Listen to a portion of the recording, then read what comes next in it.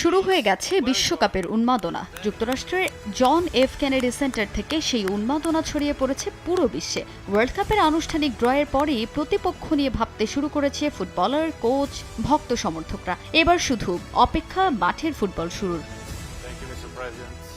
ড্রয়ে অপেক্ষাকৃত সহজ প্রতিপক্ষই পেয়েছে বর্তমান চ্যাম্পিয়ন আর্জেন্টিনা। তবে মাথার ওপর চাপটা কম না। শিরোপা ধরে রাখতে হলে তো নিজেদের সেরাটাই উজাড় করে দিতে হবে আর্জেন্টাইন সুপারস্টার লিওনেল মেসিকে। যে গ্রুপে আর্জেন্টিনার প্রতিপক্ষ জর্ডান, অস্ট্রিয়া, আলজেরিয়া। কাগজে কলমে প্রতিপক্ষ সহজ হলেও মাঠের ফুটবলে ঘটতে পারে যে কোনো কিছুই। কেননা বিশ্বকাপে অস্ট্রিয়ার বিপক্ষে কখনো মাঠে না নামলেও দলটার বিপক্ষে দুটি প্রীতি ম্যাচ খেলে একটিতে 5-1 ব্যবধানে জিতলেও অন্যটিতে 1-1 গোলে ড্র করে আর্জেন্টিনা। তবে আলজেরিয়ার বিপক্ষে প্রীতি ম্যাচে একবার মুখোমুখি হয়ে কষ্টার্জিত জয় পেতে হয় আলবিসেলেস্তেদের। ড্রয়ের পর যে গ্রুপ নিয়ে নিজের প্রতিক্রিয়াও জানান লিওনেল স্ক্যালোনি। সেখানে গ্রুপ পর্বের সব ম্যাচই কঠিন বলে মন্তব্য করেন মেসিদের কোচ।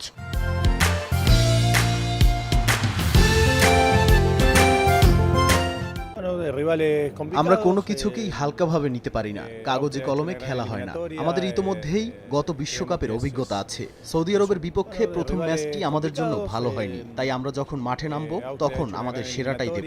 কেননা 2022-এ সৌদি আরবের বিপক্ষে প্রথম ম্যাচেই আমাদের হারতে হয়। অস্ট্রিয়া বাছাই পর্বে দারুণ খেলেছে, আলজেরিয়া, জর্ডানও ভালো পারফর্ম করেছে। তাই গ্রুপ পর্বের বাধা আগে পেরোতে চাই, এরপর বাকিটা দেখা যাবে। আমরা আশা করি মেসি তার সিদ্ধান্ত নেবে। সে যে সিদ্ধান্ত নেবে আমরা সে সিদ্ধান্তই সমর্থন করব।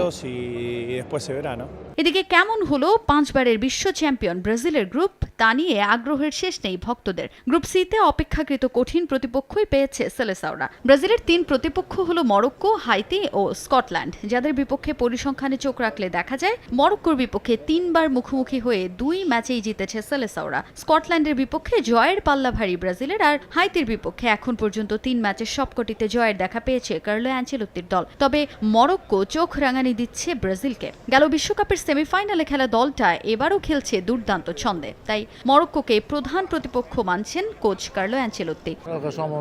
আমাদের বিশ্বকাপ জেতার জন্য দায়িত্ব নিয়ে খেলতে হবে। নেইমারের ব্যাপারে আমি স্পষ্ট করে বলতে চাই, বিশ্বকাপের জন্য মে মাসে দল নির্বাচন করব। যদি নেইমার বিশ্বকাপে খেলার যোগ্য হয়, যদি তিনি ফিট থাকে, তাহলে সে বিশ্বকাপে খেলবে। আমরা আমাদের গ্রুপের প্রতিপক্ষকে সম্মান করি। মরক্কো আমাদের প্রধান প্রতিপক্ষ। তাদের বিপক্ষে ম্যাচ দিয়েই গ্রুপ পর্বের অভিযান শুরু হবে আমাদের। স্কটল্যান্ড গুরুত্বপূর্ণ ম্যাচ জিতে বিশ্বকাপে জায়গা করে নিয়েছে, আর হাইতি দ্বিতীয়বারের মতো বিশ্বকাপে খেললেও তাদের প্রতি আমার পূর্ণ সম্মান আছে। জুনে যুক্তরাষ্ট্রে 40 ডিগ্রি সেলসিয়াস তাপমাত্রা থাকবে, তখন খেলা কঠিন হবে। এর আগে মার্চে বিশ্বের সেরা 2 দল ফ্রান্স ও ক্রোয়েশিয়ার বিপক্ষে 2টি প্রীতি ম্যাচ খেলবো আমরা। আগামী 14 জুন গ্রুপ পর্বের প্রথম ম্যাচে মাঠে নামবে ব্রাজিল, আর আর্জেন্টিনার প্রথম ম্যাচ মাঠে গড়াবে জুনের 17 তারিখে। তাজিন খন্দকার, সময় সংবাদ।